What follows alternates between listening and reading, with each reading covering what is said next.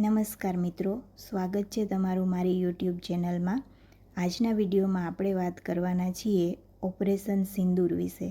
Operation સિંદૂર શું છે, ક્યારે લાગુ કર્યું, કોના દ્વારા લાગુ કરવામાં આવ્યું વગેરે બાબતો વિશે આપણે આજે ચર્ચા કરીશું। મિત્રો, તાજેતરમાં ભારત અને પાકિસ્તાન વચ્ચે ખૂબ તણાવભરી પરિસ્થિતિ છે। એવું કહી શકાય કે યુદ્ધ જેવો જ માહોલ બની ગયો છે।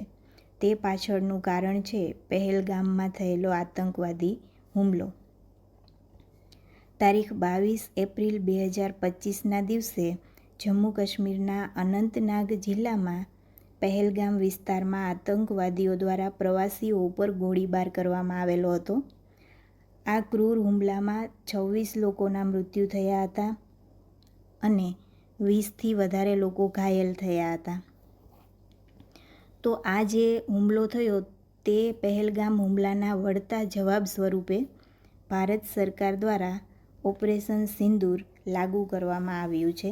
ઓપરેશન સિંદૂર એ ભારતીય સેના દ્વારા કરવામાં આવેલ એક હવાઈ હુમલો છે, એર સ્ટ્રાઇક છે, જે ભારતીય સેના દ્વારા તારીખ 6 મે 2025 મંગળવારની રાત્રે કરવામાં આવેલું।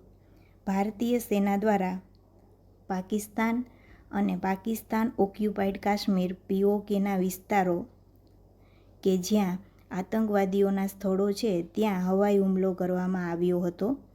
આ એક જવાબી કાર્યવાહી હતી જેને ઓપરેશન સિંદૂર એવું નામ આપવામાં આવ્યું છે।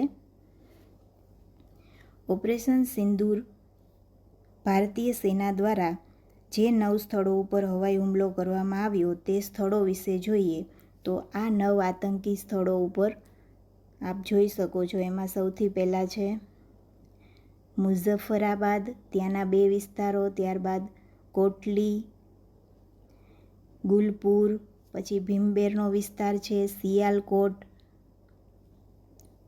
ત્યાર પછી ચાક અમરૂ, મુદ્રિકે, આ બધા વિસ્તારોના નામ છે કે જે પાકિસ્તાનની બોર્ડર ઉપર આવેલા વિસ્તારો છે અને અમુક POKના ભાગમાં આવેલો વિસ્તાર છે કે જ્યાં આતંકવાદીઓના સ્થળો હતા ત્યાં હવાઈ હુમલો કરવામાં આવ્યો।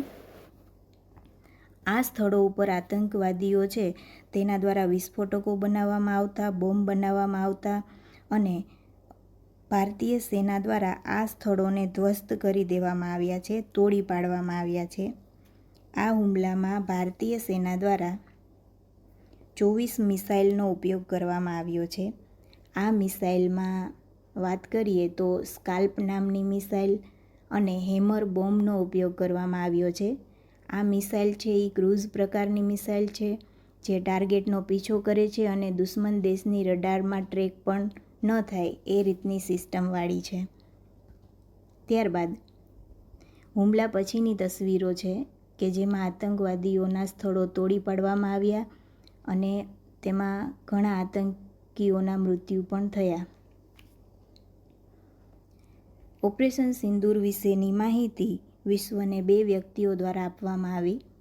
આપ ચિત્રમાં જોઈ શકો છો કે એ 2 વ્યક્તિઓમાં એક વિંગ કમાન્ડર વ્યોમિકા સિંહ કે જે ઇન્ડિયન એરફોર્સમાં હેલિકોપ્ટર પાયલટ છે અને બીજા કર્નલ સોફિયા કુરેશી, એમના દ્વારા ઓપરેશન સિંદૂર વિશેની માહિતી આપવામાં આવેલી।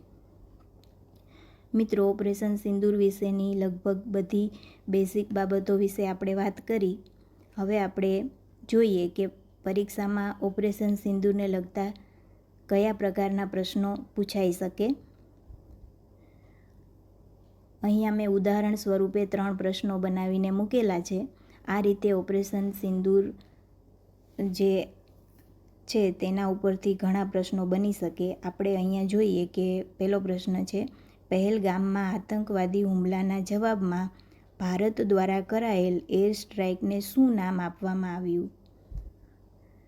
તો જવાબ આવશે ઓપરેશન સિંદૂર।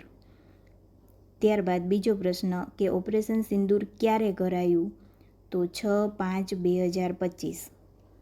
ઓપરેશન સિંદૂરમાં કેટલા પાકિસ્તાની આતંકી સ્થળોને ધ્વસ્ત કરાયા છે? તો 9 સ્થળોને। તો આ રીતે પ્રશ્નો બની શકે છે જે આવનારી પરીક્ષામાં તમને ઉપયોગી સાબિત થશે। મિત્રો, તમને મારો વિડીયો ગમે તો તમે મારો વિડીયો લાઈક અને તમારા મિત્રો સાથે શેર પણ કરી શકો છો અને મારી ચેનલને સબસ્ક્રાઈબ પણ કરી શકો છો, જેથી હું કોઈ પણ વિડીયો મૂકું તો એની નોટિફિકેશન તમને મળી શકે. અને કોઈ પણ પ્રશ્ન કે સજેશન હોય તો તે પણ તમે મને કોમેન્ટમાં કહી શકો છો. ધન્યવાદ.